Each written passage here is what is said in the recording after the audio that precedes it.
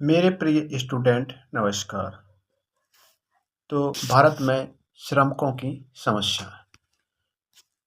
तो भारत में श्रमिकों की क्या समस्याएं हैं, उनको हम आज पढ़ेंगे। तो जो भारत के श्रमिक हैं उनको अनेक समस्याओं का सामना करना पड़ रहा है। इन समस्याओं के कारण जो श्रमिक होते हैं वो शारीरिक और मानसिक क्षमता खो बैठते हैं। कार्य क्षमता की कमी हो जाती है, चाहे वो शारीरिक हो या मानसिक हो। ये सभी को प्रभावित करती है। तो जो समस्या होती है, चाहे जिसकी समस्या हो, तो जैसे किसी की भी समस्या हो तो उसकी शारीरिक और मानसिक शक्ति कम हो जाती है, क्योंकि वो दिन भर बैठे बैठे अपनी समस्याओं के बारे में ही सोचता रहता है। जिसकी भी समस्या हो, चाहे वो श्रमिक हो चाहे वो कोई भी हो, तो समस्या ही होती है। और समस्या लगभग लगभग सभी की सेम होती है, जो उसका कार्य यदि सेम हो तो। मतलब अगर कार्य सेम हो तो समस्या भी सेम ही होगी।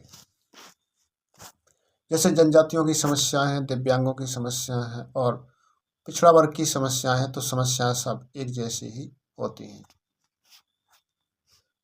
तो हम समस्या देख लेते हैं। तो जो पहली समस्या है, श्रमिक भर्ती की दोषपूर्ण पद्धति। जैसे कि जो मालिक होते हैं, जो मजदूरों की भर्ती करते हैं, मजदूरों को सिलेक्ट करते हैं, तो उनकी जो पद्धति है वो दोषपूर्ण है। क्योंकि श्रमिकों को तो मालिक सीधे सीधे तो जाएगा नहीं, तो जो मध्यस्थ होते हैं उनके द्वारा कहते कि जाओ हमें श्रमिक चाहिए, फ़ोन लगा के कह देंगे, तो यहाँ वो मध्यस्थ होंगे, जो बीच का बिचौलिया होगा, वो मजदूरों को ढूंढ कर लाएगा। तो जो ये मध्यस्थ भी है, अनेक प्रकार की समस्या पैदा करते हैं। श्रमिकों और मालिकों के बीच तनाव और संघर्ष की स्थिति को जन्म देती हैं ये बीच के बिचौलिया यानी मध्यस्थ लोग। श्रमिकों की भर्ती में कुशलता और अकुशलता को ये महत्व नहीं देते। मतलब जो मजदूर मेहनती है उसको ले लें ताकि वो अच्छा कार्य कर सके। तीसरा है कि जो भर्ती में मजदूरों से वो कमीशन लेते हैं। कौन? बीच के बिचौलिए, कि हमें इतना पैसे दो तो हम आपको काम दिला देंगे। भर्ती के अतिरिक्त जो श्रमिक होते हैं, पदोन्नति में परिणाम स्वरूप मजदूरों में असंतोष की भावना का विकास होता है। तो जो श्रमिक होते हैं उनको पद में उन्नति कर दी जाती है, लेकिन सभी की उन्नति नहीं दी जाती, इसलिए मजदूरों में क्या हो जाता है, एक तनाव हो जाता है। स्थानांतरण में भी पक्षपात किया जाता है। जैसे मजदूरों को एक स्थान से दूसरे स्थान तक भेजना है तो उनमें भी पक्षपात किया जाता है। इस कारण भी श्रमिकों में अनेक प्रकार की समस्याएं जन्म ले लेती हैं और उनका विकास हो जाता है। अब दूसरी जो हेडिंग है वो निम्न जीवन स्तर। जो श्रमिक होते हैं उनका जो जीवन स्तर होता है बहुत निम्न होता है। इसके परिणाम स्वरूप भी उनके जीवन में अनेक समस्याओं का जन्म होने लगता है। जैसे कि उनकी कार्यकुशलता में कमी, अशिक्षा और अज्ञानता में उनकी वृद्धि हो जाती है, स्वास्थ्य सुविधाएं उन्हें मिल नहीं पाती हैं, असंतुलित एवं अपर्याप्त भोजन उन्हें मिलता है क्योंकि वो तो मजदूर हैं, स्वास्थ्य मनोरंजन का अभाव होता है और वो जनसंख्या में वृद्धि कर लेते हैं क्योंकि उनको नॉलेज ही नहीं होता है, क्योंकि वो शिक्षित ही नहीं होते और वो गंदी बस्तियों में निवास करते हैं। तो ये उनकी समस्याएं हैं निम्न स्तर के मजदूरों की। अब प्रवासिता है, यानी कि प्रवासिता। प्रवासिता का अर्थ है कि भारतीय श्रमिक जहाँ काम करते हैं वहाँ के ये मूल निवासी नहीं होते, मतलब प्रवासी होते हैं। उनका एक स्थान से दूसरे स्थान पर आना जाना बना रहता है। इसके साथ ही वो भारतीय श्रमिक फसल और उत्सव के अवसर पर वो एक स्थान से दूसरे स्थान को आते जाते हैं। इसका कारण उन्हें अपना कार्य करना पड़ता है। तो ये भी एक मजदूरों की समस्या हुई, क्योंकि जो प्रवासी मजदूर होते हैं उनके गांव में यदि उनकी फसल पक गई या कोई उत्सव है तो उन्हें अपना कार्य छोड़कर गांव आना पड़ता है। अब नेक्स्ट अगली है अनुपस्थितता। तो भारतीय जो श्रमिक हैं उनकी तीसरी मौलिक विशेषता यह है कि अनुपस्थितता। इसका आशय है कि जब वो काम पर उपस्थित नहीं होते तो श्रमिक बिना पूर्व सूचना के काम पर नहीं आते, तो इसे अनुपस्थितता कहा जाता है। अनुपस्थितता से श्रमिकों को निम्न हानि उठानी पड़ती है। अगर मजदूर अनुपस्थित होगा, कार्य पर नहीं जाएगा, तो उससे सबसे पहले जो हानि होगी वो होगी उसकी आर्थिक हानि, यानी कार्य की हानि हो जाएगी, पैसे की भी हानि हो जाएगी और वो अनुशासनहीनता की प्रवृत्ति का विकास हो जाएगा। इस प्रवृत्ति के परिणाम स्वरूप जो श्रमिक हैं और मालिकों के बीच एक संघर्ष की स्थिति का जन्म हो जाता है। इससे परिवार को आर्थिक कठिनाइयों का सामना करना पड़ता है और मजदूर जो होते हैं यानी श्रमिक होते हैं वो ऋण ले लेते हैं, पैसा ले लेते हैं किसी से, फिर उनका चुकाया नहीं चुकता है, तो ये भी उनकी एक समस्या हो जाती है। तो भारतीय श्रमिकों की सबसे बड़ी समस्या ये है कि वो ऋणग्रस्तता की है, कि मजदूरों की जो कार्य क्षमता में कमी और उसका जो निम्न जीवन स्तर इसका प्रधान कारण है। अगर मजदूर है, कार्य नहीं करेगा और उसका निम्न जीवन स्तर है, गरीबी में जी रहा है, तो वो ऋण कैसे चुकाएगा किसी का।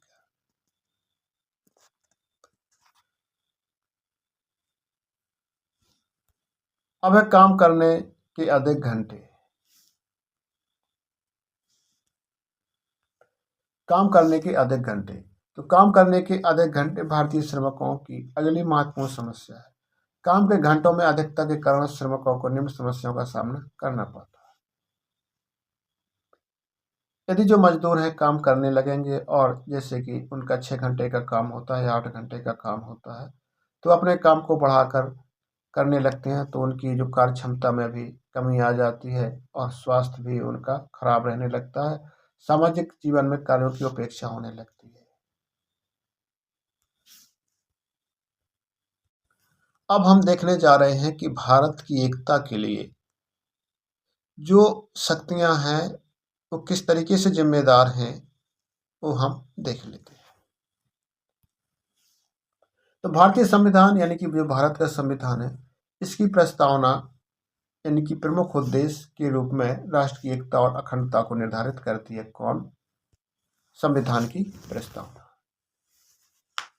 यह राष्ट्र की संप्रभुता और अखंडता की रक्षा के लिए मौलिक कर्तव्यों को भी सूचीबद्ध करता है। एक केंद्रीकृत संघ का जो प्रावधान है देश की विविधता के लिए संबंध में राष्ट्र की एकता सुनिश्चित करता है। तो इसका मतलब कि जो हमारा संविधान है, तो इसकी जो प्रस्तावना लिखी गई है उसमें यह बात लिखी है कि राष्ट्र की एकता और अखंडता हमेशा बनी रहे। इसकी रक्षा के लिए ये प्रस्तावना मौलिक कर्तव्यों को एक लिस्ट या सूचीबद्ध करती है। अब इसमें शिक्षा की क्या भूमिका है? तो यह भारत का सौभाग्य है कि स्वतंत्रता से पहले और बाद भारत के में उत्कृष्ट शिक्षाविद थे। स्कूली शिक्षकों को देश के छोटे से बच्चों के दिमाग पर महत्वपूर्ण प्रभाव पड़ता है। वर्षों से रानी लक्ष्मीबाई और लाल बहादुर शास्त्री जैसी ऐतिहासिक हस्तियों के साथ साथ इंकलाब जिंदाबाद जैसे प्रतिष्ठित नारों ने हमारे सामूहिक मन में अपना स्थान बनाया। छात्र अक्सर विभिन्न विश्वविद्यालयों में आगे की शिक्षा प्राप्त करने के लिए देश के विभिन्न हिस्सों में जाते रहते हैं। इसी युवाओं के अपने भौगोलिक स्थानों, जातियों तथा धार्मिक जुड़ावों से ऊपर उठकर सोचने की सहायता मिलती है। तो शिक्षा की क्या भूमिका है कि हमारे जो भारत में है, स्वतंत्रता से पहले भी कुछ शिक्षाविद थे, स्वतंत्रता के बाद भी बहुत शिक्षाविद हुए। मतलब इन्होंने ये समझाना चाहा है कि जो लाल बहादुर शास्त्री थे, जो बड़ी बड़ी हस्तियां थी जिन्होंने इंकलाब जिंदाबाद के नारे दिए, वो सभी शिक्षित ही थे और शिक्षित इतने थे कि इन्होंने देश को स्वतंत्र करवाया, आज़ाद करवाया। जब ये देश के हिस्सों में जाते हैं तो इन्हें वहाँ के स्थानों का और वहाँ की जो जातियाँ वहाँ के धार्मिक जुड़ावों से ऊपर उठने में सहायता मिलती है, मतलब सोचने में सहायता मिलती है। तो एक शिक्षा ये एक ऐसा है कि जिससे लोग सोचते हैं। और नेक्स्ट है राष्ट्रीय त्योहार के प्रतीक। तो यह राष्ट्रीय त्योहारों के प्रतीक। तो राष्ट्रीय त्यौहार जो भी राष्ट्र को एकजुट करने के लिए मदद करते हैं, क्योंकि इसमें सभी लोग आते हैं, देश विदेश के लोग आते हैं, तो ऐसे लगता है कि हमारी भाषा, हमारे धर्म, हमारी संस्कृति की परवाह किए बिना ये सभी त्यौहार मनाए जाते हैं। राष्ट्रीय ध्वज, राष्ट्रगान और राष्ट्रीय प्रतीक हमें एक पहचान की याद दिलाते हैं और उत्सव तथा विपत्ति के समय भी एकजुट करने वाली शक्ति के रूप में कार्य करते हैं। तो जो हमारे राष्ट्रीय त्यौहार हैं, जो हमारे राष्ट्रीय प्रतीक हैं, तो इसमें क्या है कि सभी लोग इनको मनाते हैं और एकजुट होकर के लोग रहते हैं। चाहे विभिन्न धर्म और विभिन्न भाषा वाले लोग हमारे भारत में रहते हैं, लेकिन जो राष्ट्रीय त्यौहार होते हैं वो सभी एकजुट होकर के मनाते हैं। जैसे कि हमारा राष्ट्रगान है, हमारा ध्वज है, हमारे राष्ट्रीय प्रतीक है, उन सभी को ये मानते हैं और एकजुट होकर के त्योहारों को मनाते हैं। तो हमारी ये राष्ट्रीय एकता का प्रतीक है राष्ट्रीय त्यौहार। इसके बाद है मीडिया और बहुराष्ट्रीय कंपनियां। तो हमारे भारत में बड़े बड़े देशों से, बहुत देशों से राष्ट्रीय कंपनियां आई हैं जो अपना कार्य कर रही हैं। हमारा देश एक है। जैसा कि हमारे संविधान में जो पेश किया गया है, जो लिखा गया है कि भाषण और अभिव्यक्ति की स्वतंत्रता के कारण प्रेस और मीडिया पर्याप्त स्वतंत्रता प्राप्त करते हैं। ये एक संस्था के रूप में अधिक मजबूती से कार्य करते हैं। जैसे प्रिंटिंग प्रेस है, रेडियो है, टीवी को लेकर सोशल मीडिया तक लगातार विकसित हो रहे हैं। भारत के एकीकरण में एक इकाई के रूप में बनाने के लिए इनका बड़ा योगदान है। इसका मतलब है कि स्वतंत्रता के बाद हमें राष्ट्र के लोगों को एक करना था, जिसमें प्रिंटिंग मीडिया यानी कि पेपर, अखबार, रेडियो, टेलीविज़न पे कार्यक्रम चलाए गए और लोगों को इकट्ठा किया। इन्होंने बहुत सोशल मीडिया ने लगातार विकसित हो रहे भारत के एकीकरण की इकाई के रूप में बांधने का योगदान दिया है। अब देखते हैं हम सिनेमा, खेल और साहित्य।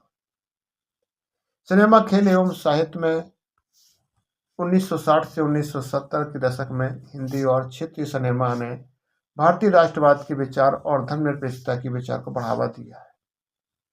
जैसे पटकथा लेखक और निर्देशक राष्ट्रवाद के विचारों को बढ़ावा देने के प्रति जागरूक थे। प्रेम को प्रदर्शित करने वाली फिल्मों ने सांस्कृतिक, क्षेत्रीय भाषाओं और बाधाओं को, जातिगत बाधाओं को पार कर विचारों को आकार देने की मदद की। फिल्मों में एक धर्मनिरपेक्ष भारत को आकार देने में भी मदद की, क्योंकि पात्रों में धर्म, क्षेत्रीय पृष्ठभूमि, जातीयता आदि का व्यापक दृष्टिकोण शामिल था। स्वतंत्रता के बाद मनोरंजन के बहुत कम विकल्पों के साथ सिनेमा मनोरंजन का बहुत अच्छा स्रोत साबित हुआ। इसका मतलब है कि जो सिनेमा और खेल साहित्य हैं, इन्होंने हमारे भारत को एक करने में महत्वपूर्ण भूमिका निभाई, क्योंकि जो सिनेमा चलते थे उन्होंने प्रेम, प्यार और एकता को दिखाया गया। और जैसे खेल होती है, खेल में भी एक होकर खेलते हैं। साहित्य, हमारे साहित्यों में भी ये सब लिखा गया है कि हम अनेकता में हम अनेक हैं, फिर भी हमारा राष्ट्र तो एक ही है। तो ये भाव लोगों के मध्य जगाया और राष्ट्रीयता, हमारे राष्ट्र को एक करने में महत्वपूर्ण भूमिका निभाई। किन्होंने? सिनेमा और खेल ने, और राष्ट्रीय त्योहारों ने, शिक्षा की भूमिका। तो ये सब क्या है? भारतीय संविधान को, भारतीय एकता की विविध शक्तियां हैं। हम दिव्यांगों की समस्याएं देख लेते हैं। किनकी? हम दिव्यांगों की समस्याएं देख लेते हैं हम। तो पहली समस्या उनका कलंकीकरण और निर्वर्तन यानी कि प्रत्याहार। किसी भी प्रकार के जो विकलांग या अक्षमता के कारण लगे कलंक से जो विकलांग व्यक्ति है, समाज द्वारा स्वीकार नहीं किए जाते, क्योंकि इनकी योग्यताओं की बजाय इनकी अयोग्यताओं पर विशेष ध्यान देते हैं। इनके कारण ये विकलांग व्यक्ति समुदाय से कट जाते हैं और अलग थलग रहने लगते हैं। कलंक की मात्रा स्थान स्थान पर के अनुसार बदलती रहती है।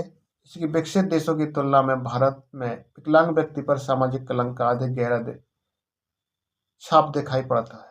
समाज का यह दृष्टिकोण विकलांग व्यक्तियों का समाज के साथ एकता में बाधक है। जैसा कि स्पष्ट हेडिंग से कि जो कलंकीकरण है, जो दिव्यांग लोग हैं समाज में खुद को एक कलंक समझते हैं, क्योंकि जो लोग समाज के होते हैं तो उनकी योग्यता तो नहीं देखते हैं, लेकिन फिर भी उन्हें उनकी जो अयोग्यता है उन पर ध्यान देती है। जैसे किसी का पैर से लंगड़ा है तो उसे उस पर चोट कहेंगे, उस पर ताने कसेंगे, और जिसकी आंख फूटी है तो उस पर ताने कसेंगे। तो इस तरीके से जो विकलांग लोग हैं यानी कि दिव्यांग लोग हैं, वो समाज से अलग रहने लगते हैं। इसकी दूसरी अवधारणा है नकारात्मक स्व अवधारणा। जो व्यक्ति विकलांग होता है और अपनी योग्यता और सीमाओं के आधार पर मूल्यांकन करता है और स्वयं को स्वधारणा को दर्शाता है। स्वभाव से किसी भी व्यक्ति में अपनी विकलांगता के कारण अपर्याप्तता की भावना होती है। यदि अध्यापक व माता पिता केवल उसकी विकलांगता पर ही ध्यान देते हैं और ऐसी टिप्पणी करते हैं कि तुम ऐसा नहीं कर सकते, तुम वैसा नहीं कर सकते, तुम्हारे बस का काम नहीं है, इससे जो विकलांग व्यक्ति है वो निगेटिव थिंग्स में चला जाता है और उसकी स्व अवधारणा बन जाती है कि मैं तो कुछ नहीं कर सकता हूँ। इस तरीके से उसके माइंड में निगेटिविटी बैठ जाती है। व्यवहारगत समस्या क्या होती है? तो व्यवहारगत समस्या इसमें जो परिवार है उसके साथ दोस्तपूर्ण व्यवहार करता है, इसके साथ विकलांग बच्चे के साथ, इसलिए उसमें कई संवेगात्मक परिवर्तन आ जाते हैं। जैसे कि वह गुस्सैल हो जाता है, या जैसे कि सिर पीटता है और आज झल्लाता है आदि ऐसे भावनाएं विकसित हो जाती हैं। शारीरिक अक्षमता या दृष्टि विकलांगता वाले लोगों की तुलना में मानसिक विकलांग वाले जो व्यक्ति होते हैं वो अधिक उग्र होते हैं। इस मामले में माता पिता और अभिभावक विकलांग व्यक्तियों को स्वीकार करने व समाज से कटकर अलग अलग ना पड़ जाने के लिए अनुकूल दृष्टिकोण का निर्माण का प्रयास करें ताकि ऐसा ना हो पाए। रोजगार संबंधी समस्याएं, जो विकलांग व्यक्ति हैं उनके साथ भेदभाव न किया जाए। जैसे सामान्य लोगों को रोजगार दिया जाता है उसी तरीके से उन्हें भी रोजगार दिया जाए, ताकि जो विकलांग लोग हैं अपने कार्य से, अपनी जिंदगी से गिलानी या निराशा को महसूस ना करें। अब अंतर व्यक्तिगत संबंध या सामाजिक समायोजन संबंधी समस्याएं, घर में निरंतर हताशा या बहिष्कार किया जाता है। जो वातावरण होता है वो गंभीर कुसमायोजन को जन्म देता है, क्योंकि घर का जो वातावरण है उस बच्चे को बार बार ताने देना, बार बार बोलना, तो वो अपने आप को समाज में या घर में समायोजित नहीं कर पाता। विकलांग बालक माता पिता के बीच एक कलह की जड़ बन जाता है। उसकी कमियों के लिए दोनों ही बहुधा एक दूसरे पर दोषारोपण करते रहते हैं। कौन? मम्मी और पापा। माता पिता के बीच ऐसी फूट तथा भाई बहनों की विकलांग व्यक्ति के प्रति अरुचि से उस व्यक्ति में हीनता की भावना अधिक हो जाती है। तो इसका मतलब है कि जब घर में व्यक्ति एक विकलांग व्यक्ति होता है तो मम्मी पापा अक्सर उसमें लड़ा करते हैं, और उनके बीच जो विकलांग व्यक्ति होता है वो सुनता है तो उसके मन में भी ऐसी फूट उत्पन्न हो जाती है। अगर माता पिता से होगा तो माता पिता से फूट जाएगा, भाई बहनों से होगा तो भाई बहनों से वो फूट महसूस करने लगेगा। जनसंचार का महत्व समझ लो। जैसे कि टीवी है, समाचार पत्र, फिल्में हैं, पत्र पत्रिकाएं हैं, वीडियो खेल है, रेडियो है तथा विज्ञापन आदि, ये ही जनसंपर्क के साधन है। मतलब लोगों से संपर्क किया जाता है इनके द्वारा। इन्हें जनसंपर्क के साधन इसलिए कहते हैं क्योंकि एक साथ बड़ी संख्या में ये दर्शकों को, श्रोताओं के एवं पाठकों तक पहुंच जाते हैं। इन्हें यह मास कम्युनिकेशन या जनसंचार के साधन भी कहते हैं। आधुनिक जनसंपर्क के जो लाभ और हानि भी हैं और विभिन्न प्रकार से समझ सकते हैं। पहले हम समझेंगे आधुनिक जनसंपर्क के लाभ। यह व्यक्तियों को शिक्षित करता है और लोगों को टेलीविजन और रेडियो कार्यक्रम के माध्यम से स्वास्थ्य समस्याएं का निराकरण करते हैं, पर्यावरण संरक्षण के आदि के विषय में जानकारी मिलती है। दूसरा, बहुत ही कम समय में नागरिकों को नवीनतम जानकारी प्राप्त होती है। समाचार पत्रों के माध्यम से व्यक्तियों को प्रतिदिन जानकारी मिलती है। बच्चों में जागरूकता बढ़ रही है। और प्रश्नोत्तरी कार्यक्रम, पशु कार्यक्रम आदि में बच्चे समझ जाएंगे। रेडियो उपयोगी है क्योंकि लोग संक्षिप्त समाचार प्राप्त करते तथा इसे सेल फोन और कोई अन्य माध्यम से प्राप्त करते। अब देख लेते हैं हम आधुनिक जनसंपर्क से हानियां क्या होती हैं। आधुनिक जनसंपर्क के माध्यम से जो सोशल मीडिया लोगों के एकांकी जीवन में बढ़ोतरी हुई कि लोग कैसे होने लगे, अकेले रहने लगे। एकांत प्रवृत्तियों के विकास से जो सामाजिक अनुबंध है धीरे धीरे विघटन की ओर चला गया। ये समाज का विघटन होने लगा। आधुनिक संचार माध्यमों से कभी कभी अतार्किक या भ्रामक सूचनाओं का भी प्रसार होता है, जिसका परिणाम स्वरूप सामाजिक विघटन होता है। अब देख लेते हैं हम साक्षात्कार क्या है और इसकी क्या पद्धति है। तो साक्षात्कार दो पक्षों या दो व्यक्तियों के मध्य होता है, यानी वार्तालाप होता है साक्षात्कार। तो साक्षात्कार एक वार्तालाप की ही एक पद्धति है जो दो पक्ष या दो व्यक्तियों की या दूसरे के प्रत्यक्ष संपर्क में लोगों के मध्य किया जाता है। यह किसी विषय पर वार्तालाप होता है। इसके द्वारा जो साक्षात दे रहे व्यक्ति की योग्यता, ज्ञान आदि का अनुमान लगाया जा सकता है।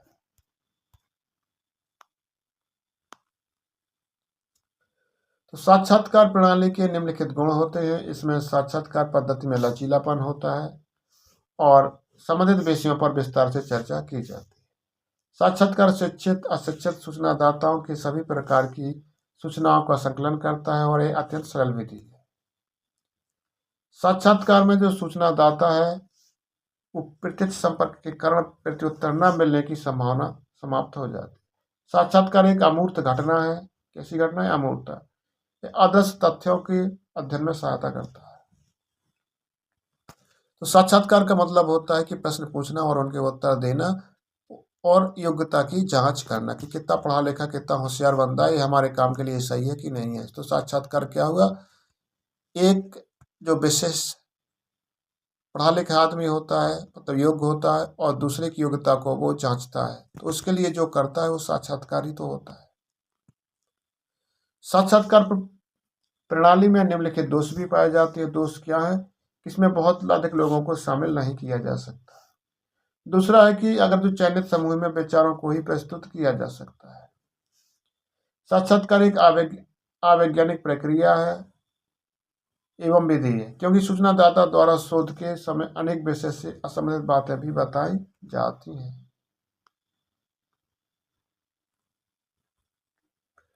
अब है ग्राम पंचायत के कार्य। तो ग्राम पंचायत के क्या कार्य हैं हम देख लेते हैं।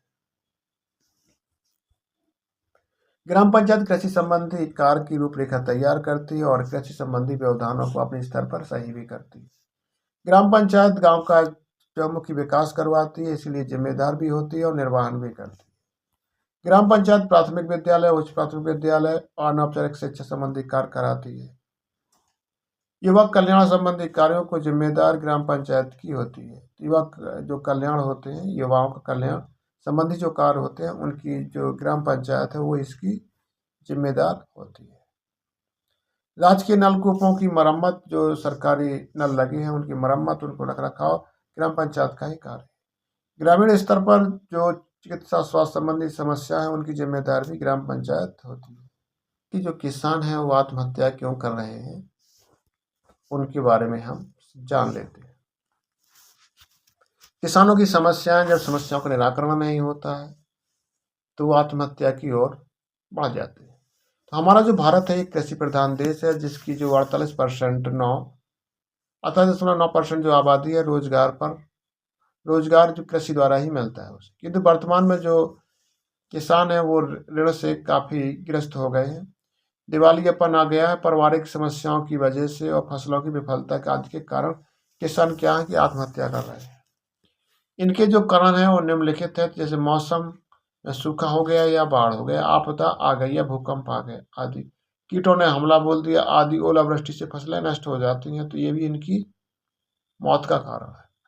बैंक या असंगठित क्षेत्र के द्वारा जो ऋण दिया जाता है सही समय पर न चुकाने वाला जो दबाव है उस पर पड़ता है। अति उत्पादन तथा बाजार गतिविधियों के कारण फसलों का सही मूल्य नहीं मिल पाता है, तो इसलिए वो आर्थिक बोझ बन जाता है। कृषकों की अव्यवस्थित स्थिति में पारिवारिक समस्या जैसे विवाह, बच्चे का कुपोषण आदि बोझ के अंततः मानसिक तनाव उत्पन्न कर देता है।